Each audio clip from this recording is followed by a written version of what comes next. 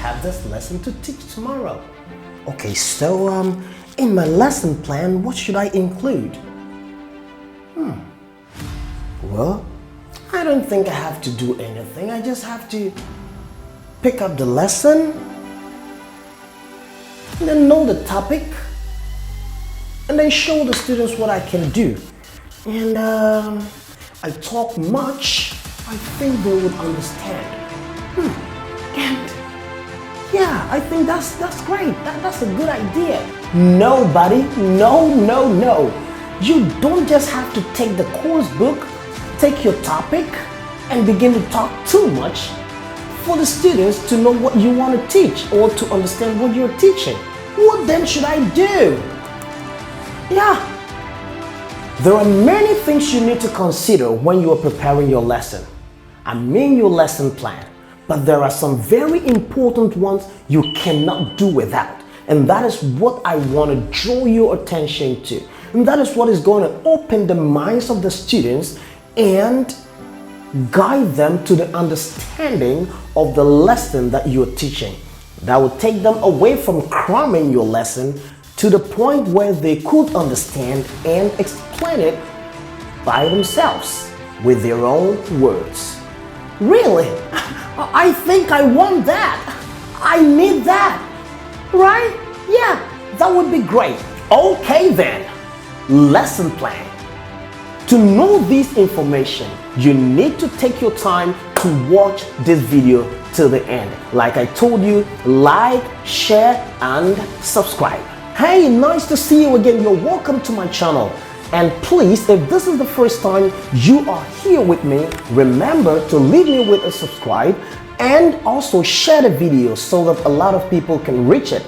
And then don't forget to like it so that the YouTube algorithm can send it to a lot of people and recommend it for other people to also benefit from what you are benefiting. Today we're going to look at something that really bothers a lot of teachers: lesson plan.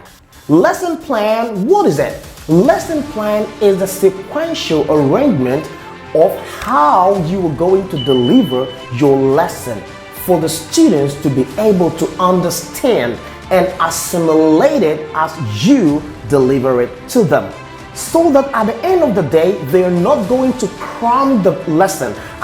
Try to chew and pour, but then they will be able to understand and use their own words to explain whenever a question is asked, based on the fact that they have really understood your lesson as you delivered. So without wasting much time, I just want to make it a point that there are a few things you need to consider to have a great lesson planned and delivered. What are some of these things you have to consider when you're planning a lesson?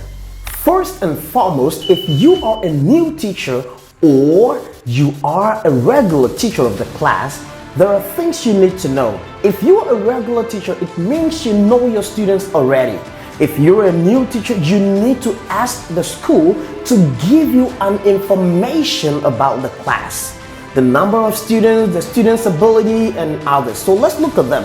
First, you need to consider the student's background. Where are they coming from? Ask the school. Ask the head teacher to provide this information for you because it's going to be of help. If the students are coming from a background where there is a problem at home, then the student has a problem already coming. That is the reason why you need to know the background of the student. You also need to know the student's ability level. Are they good? Are they moderate? Are they not too good? Do they need extra help? If you know all these things, they're going to help you to know how to prepare your lesson.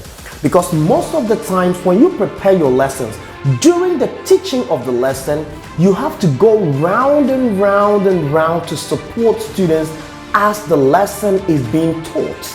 So these periods, the times that you'll be going around, there is a particular student you might be able to notice that this student really needs a lot of help.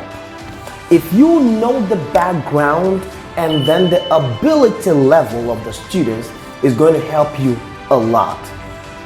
Now let's look at this. The student's interest. Most students are alone at home, or they don't play a lot with their parents. So when they come to school, they expect an environment where they can be able to fit in, feel free, express themselves, be happy, and go home. So if they come from home, that kind of home, that kind of setting, and they come to school and they meet the same setting, it makes it so difficult for the student to be able to bring whatever good that is in them. And that is one of the reasons why you have to know the student's interest, ability level, and the main thing, the background, so that you know how to fit into the life of the student. Look at this scenario. When they are coming from that kind of home and they get out of the home, they don't have a real world experience. All they know is go to school, come back home, go to school, study, come back home, from morning until evening. So imagine that student. If you as a teacher, in the planning of your lesson, if you don't create a real world in your lesson for the child or for the student to see a real world, then it is going to be a big problem for the student to be able to assimilate what you are giving him or her. And that is one of the main reasons why you need to know, again, the background, so that you would be able to create the world that is going to help the student to explore and bring out the best in them or in him or her, so that your lesson objectives could be met. One of the things you need to consider when you are preparing your lesson is the attention span of the students. If you get to know the attention span of your students, you will never have a lesson nosedive. A lesson nosedive is when the student's interest is raised until a certain point and then it falls back down again. So if you are able to know the time, for instance, if you have about 1 hour or 40 minutes to teach, you should know the student's attention span. Is it every 8 minutes? Is it every 10 minutes? Is it every 7 minutes? So if you're able to know the attention span of the student, then you will be able to designate every step of your lesson plan to a particular timing. Then at the end of that attention span, there would be an activity to rejuvenate and to re-energize and to recreate a basic for an interest to grow again. It is very important, take note of it. The student's attention span should be considered whilst you are preparing your lesson. The teacher should be an observant one. A good teacher should have that character of being observant. If you are a new teacher, you might not know everything in the class. If you don't have every information about the students and about the class, things are going to be so rough for you. So being observant, if the head teacher or the school is not able to provide an information for you about the class, then your observance could help you to identify these problems. Then also, in preparing your lessons, you have to think about the G case and the S case. The G case are the general knowledges, and also the S case are the specific knowledge. What do I mean when I say the general knowledge and the specific knowledge? Everything you're going to teach, remember that the student has a particular or a certain idea about it, because the student lives in a community, the student lives in a school, the student lives in a home. So there is something, at least something the student might have an idea about concerning your lesson, and that is the general knowledge of the student.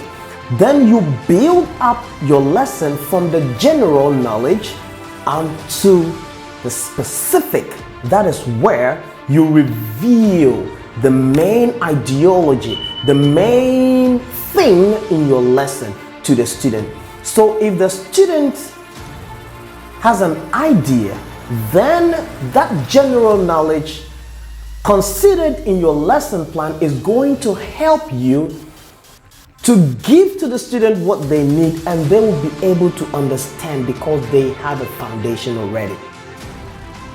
How do you inculcate the general knowledge? And that is why when you get to the class, you have to brainstorm. The more you brainstorm, the more the student brings out what they know about the lesson, and it makes it more easier for you to give them the specific, and they would be able to understand, to explain, and to express themselves easily in their own words without you, the teacher, struggling. Aside planning your lesson, the teacher should have time to be much more conversant, to be much more close, and have more knowledge about the content you're going to teach.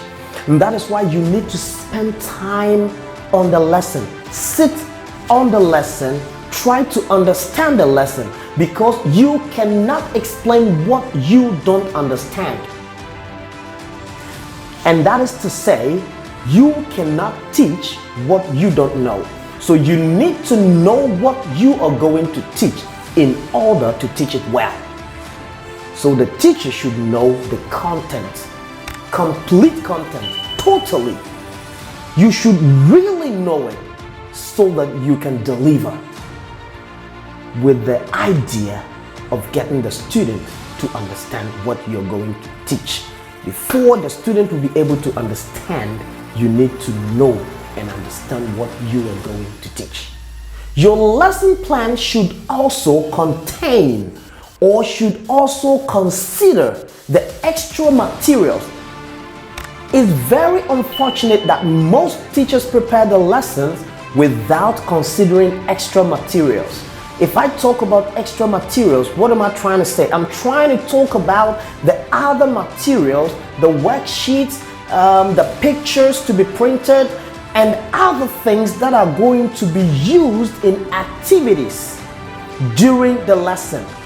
So remember that in the delivery or in the preparation of the lesson, we have three processes: the pre-preparation, and then the during the lesson, and the post presentation.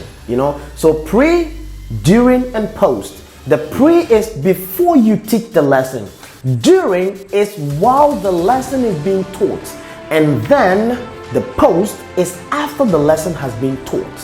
So you need to be able to prepare some materials that are going to help you in the activities involved in your lessons. And mind you, you can never prepare a lesson plan, a really good lesson plan, without considering activities. And activities should bring extra materials. Activities without extra material is not an activity. It is just something to get you busy. And at the end of the day, the students will never get your lesson and would never understand what you taught. So you need to be cautious about this. Finally, your lesson plan should consider a further study for the student. Something that is going to help the student to go over your lesson again. And that is when homeworks come in. So you need to consider a further study material or a further study process, or something that is going to lead the student into further studies to be able to go through your lessons again. And mind you, this starts from the beginning. If the student is not able to get your lesson, then they will not be able to go over the lesson on their own. And that is why most students don't do homeworks, or even if they're going to do, Google is going to help them, or the parents. If they don't get these two, they come back to you without doing the homework, and you get angry. But remember, you caused it because they never understood. But anyway, sometimes some students are lazy too. So what do you do to get the student interested in the lesson or in your subject. In the next video, we are going to talk about how to get a student interested in your lesson or in your subject, so that anytime they know you are the one going to teach, they are ready and they are prepared and they are going to receive you and they're going to follow you, interact with you, make your class interesting because they love your subject and your lessons.